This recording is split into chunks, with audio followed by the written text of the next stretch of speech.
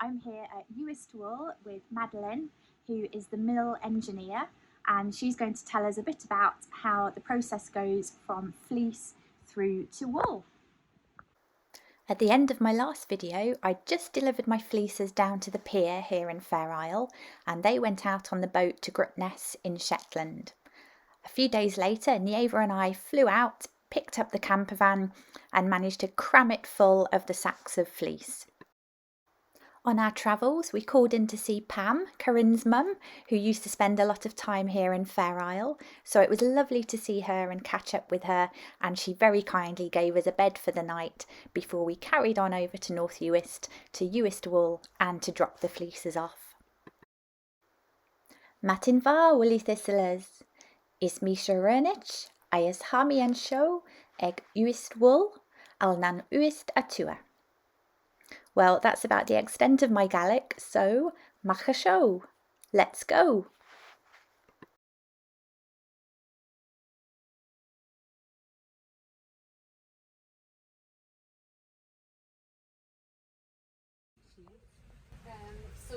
I'm standing here next to this lovely special delivery of fleeces all the way from Fair Isle. So we're looking forward to getting our hands on these. So the first step we do is grading the wool. We will put out each individual fleece on a table like this. We'll get rid of anything that's kind of dirty around the edges, or any rough wool, particularly around the back legs, or anything that's cotted or brittle. We just keep a lookout for anything that's not suitable for making a quality yarn, and then we'll judge the fibre length. So that's a nice 4 inches, and the colour. So we'll keep the colours separate or sort of together. So this here we might sort into, we'll definitely have a white, we'll probably have light greys, mid greys, dark browns, and there are some murret pieces.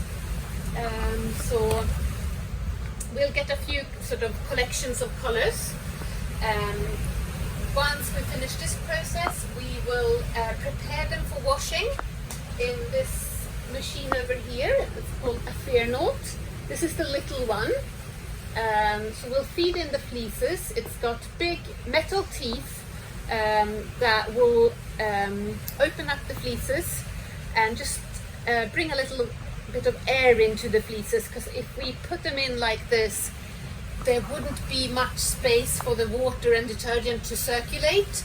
So we want to kind of open up the fleeces and fluff them up a bit. So that's what this machine does, and then we will get through to the wash house.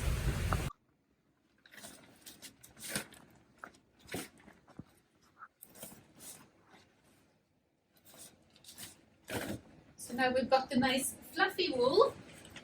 We've got to weigh it out for the washing machine. The washing machine has 3 compartments, and they have to be perfectly evenly loaded. Otherwise, when it comes to the fast spin at the end, it has happened actually here that it's bolted to the floor, but it's sheared off the bolts and the machine started wandering about the floor because it didn't have an even load. So it's quite a lot of force in it when it's spinning. So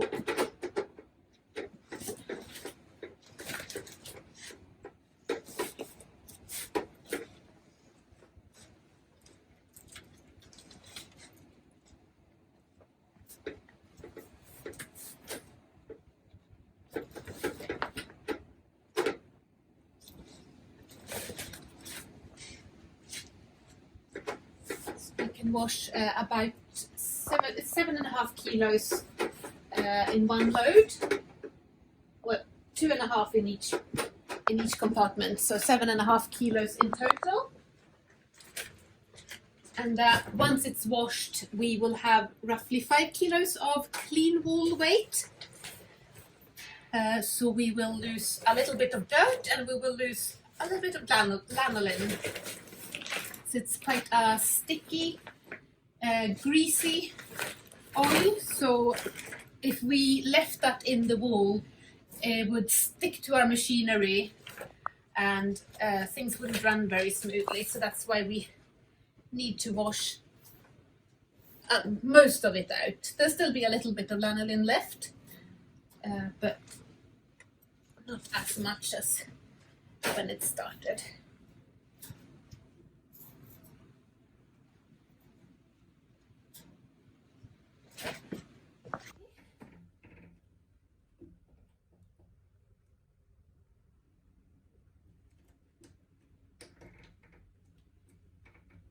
So we use a biodegradable detergent.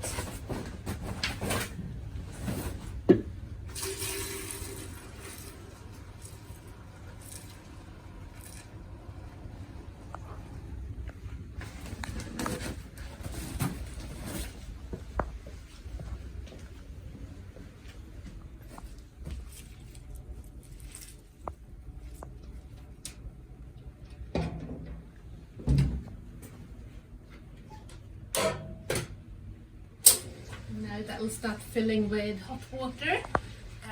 It's about 60 degrees, 58 to 60 degrees Celsius. I have no idea what that's in Fahrenheit. But it's quite hot. Ideally we want it a little bit hotter still, but we are limited with the boiler we're using as a domestic boiler, so it doesn't go any higher than that. But you do need quite hot water in order to wash the raw fleece. And the reason we get away with that without the wool felting is there's the 3 elements that you need to incorporate in order for the wool to felt. So you need the detergent, you need the heat, and you need the abrasion. But because this is a machine that's built for wool washing, it's got very, very gentle movement. So because there's nothing that's rubbing the fibers against each other, that stops it from felting. So that means we can have hot water, we can have detergent without felting.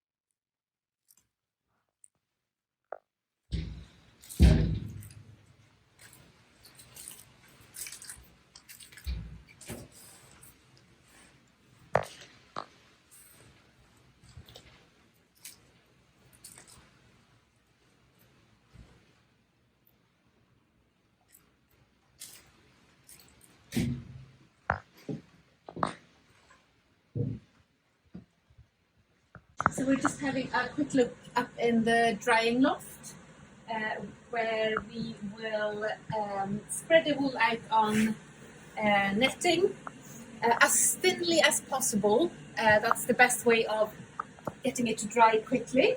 If you put it too thick, it can take weeks and still not dry.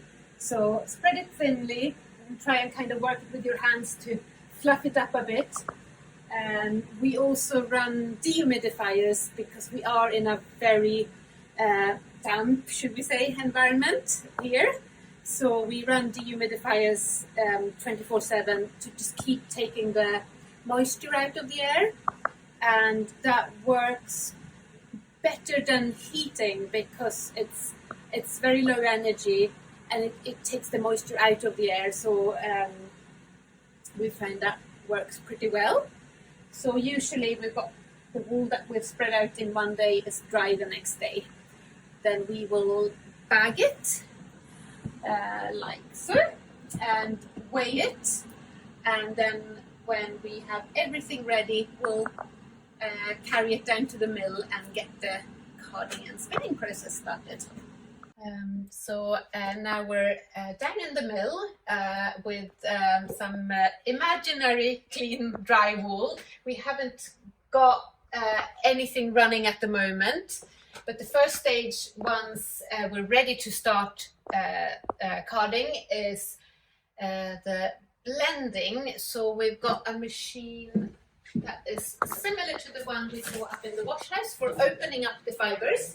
This one's got a cover on it just now. So you can see that it looks like a carding machine, but it's got the big metal teeth on the rollers. And that's to just open up the wool. So when it's been wet and washed and dried, it can kind of gather in lumps. And we don't want any kind of solid lumps of wool to go into the carding machine, because that can jam in between the rollers, and they're quite sensitive.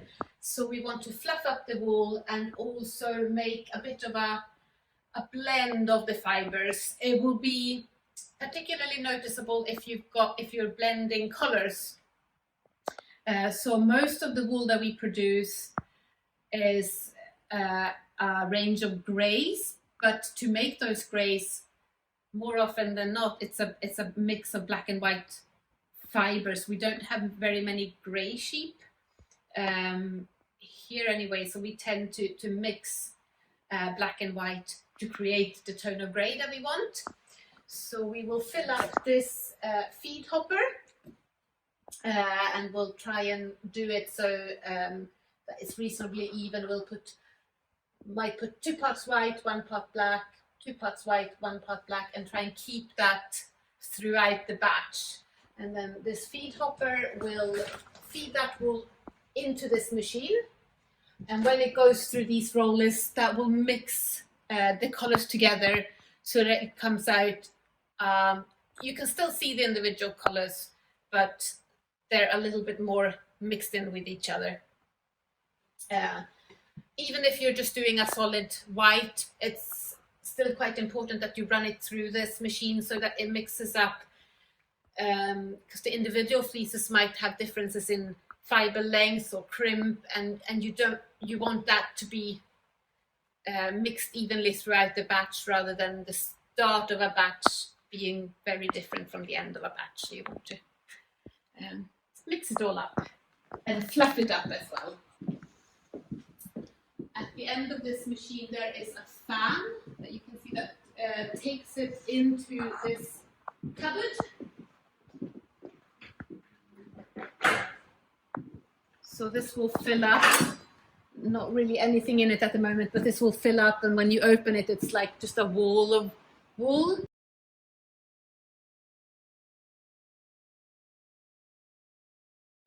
And it'll take maybe 60-70 kilos. And once we've finished our batch, we will oil the wool. So we'll put a mixture of spinning oil and water. So the spinning oil that we use is a water-soluble oil, and that will help the wool run. It's a bit like putting conditioner on your hair. It makes it easier to brush. So it's a little bit like that. It'll help it card and separate the fibers easier.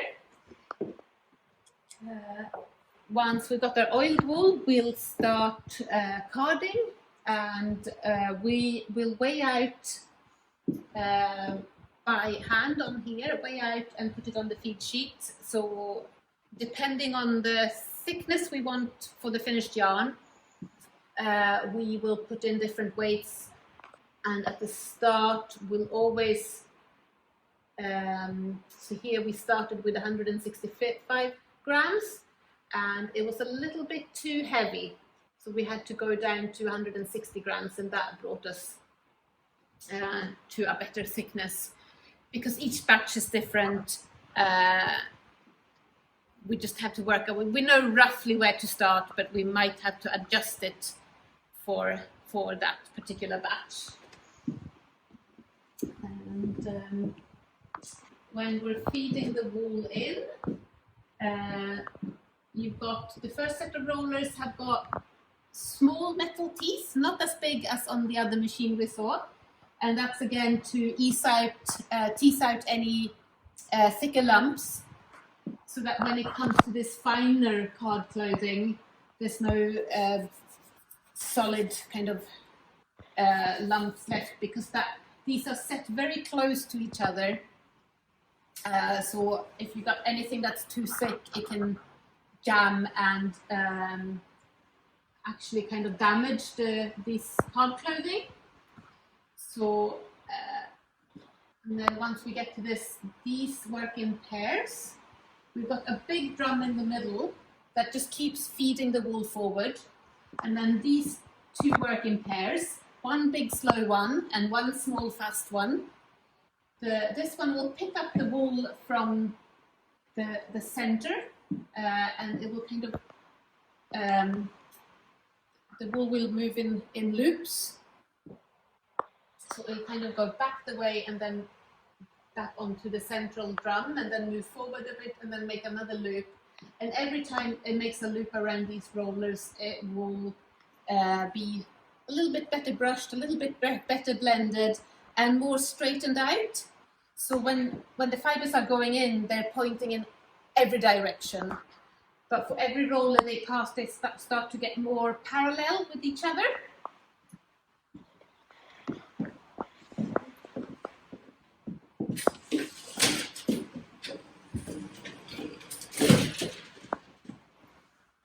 Here you can see maybe better, but this is the big drum in the middle that keeps just feeding everything forward, and then it makes loops around these.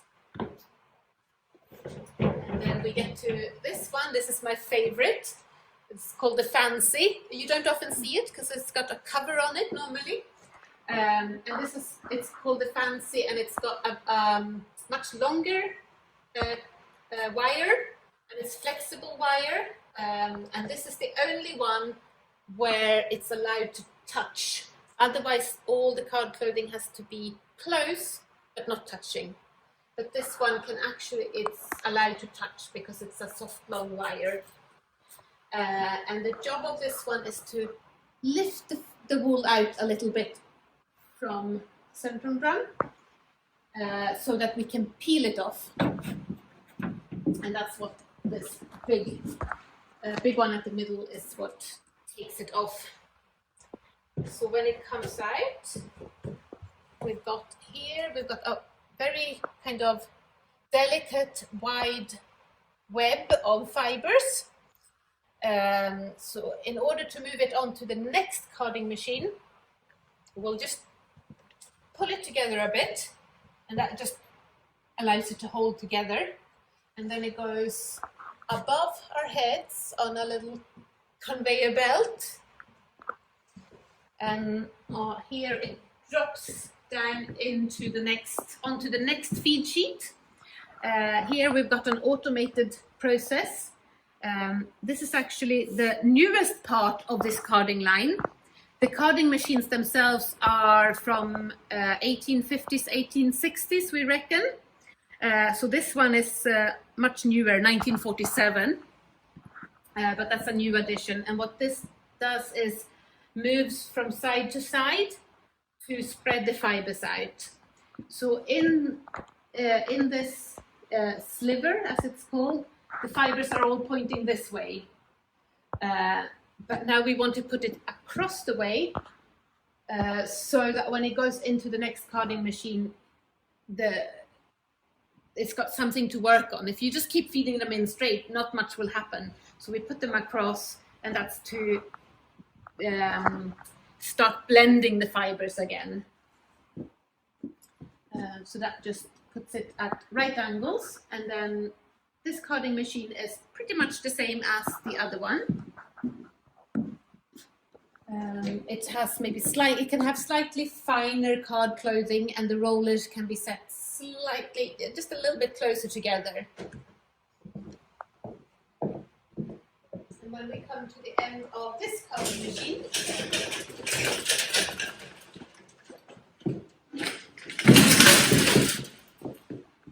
we will keep the web of fibers wide, and it's very delicate.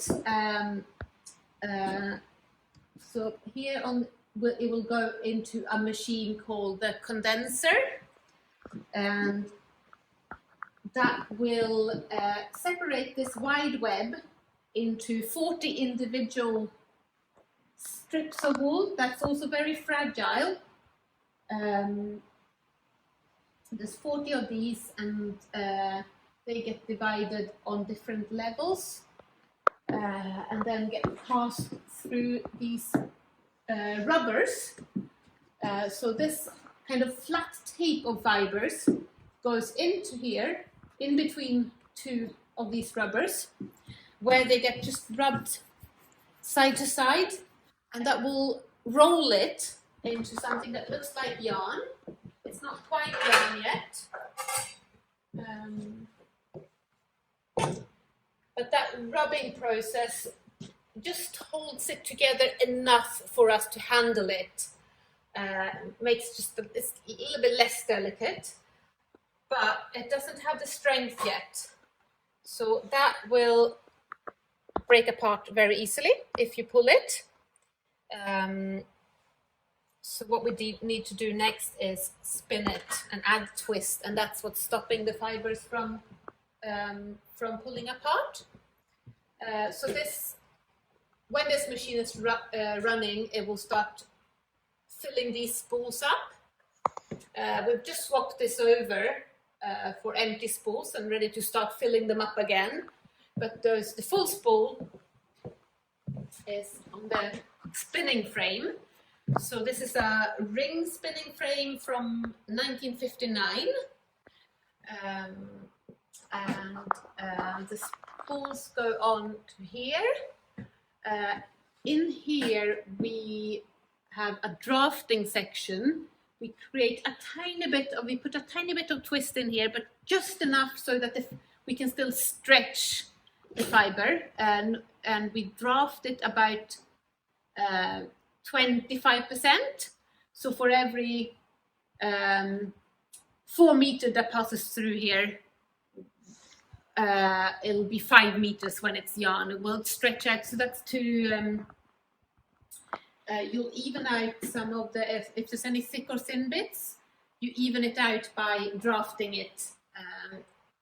When it's just slightly twisted, that means the thin sections will have a high twist and they won't stretch. But if there's a thick bit, that will stretch out. And then between here and here, these spindles are turning all the time, and the wool keeps feeding through. And these, when these are spinning, they add twist to the yarn. There's a little piece here called a traveler. It looks like that, and that keeps tension on the yarn, but also guides it onto the tube when it's kind of got the right twist. And then these will fill up. It takes about 2.5 of those to fill up this yellow tube. And once that's full, depending on what yarn we're making, if it's a knitting yarn, we will take 2 or 3 of these and twist them together the opposite way, partly to make a thicker yarn and partly to balance the yarn, because if you've got a single ply yarn and try to knit with it, you can knit a square, but once you've washed that, it won't be square anymore because it wants to lean. But when you twist them together in the opposite direction at the exact same angle, that's when you balance the yarn so that you get a yarn that's nice and stable and keeps straight, doesn't twist around the seams.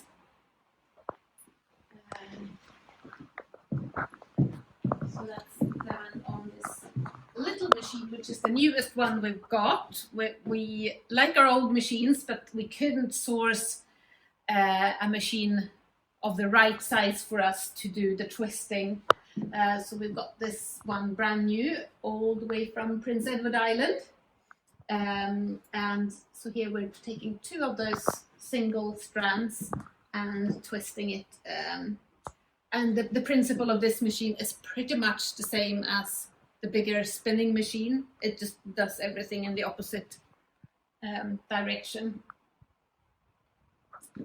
And If it is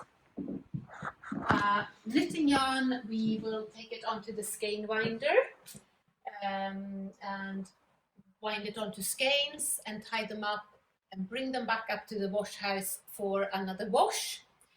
And that's because the fibers, when they've been through the process, they've been constantly under tension and they've got the spinning oil in. They just feel a bit stiff and flat. And when you give them a wash, you wash out the oil and you allow the fibers to relax in the water, they become fluffy and woolly and nice again.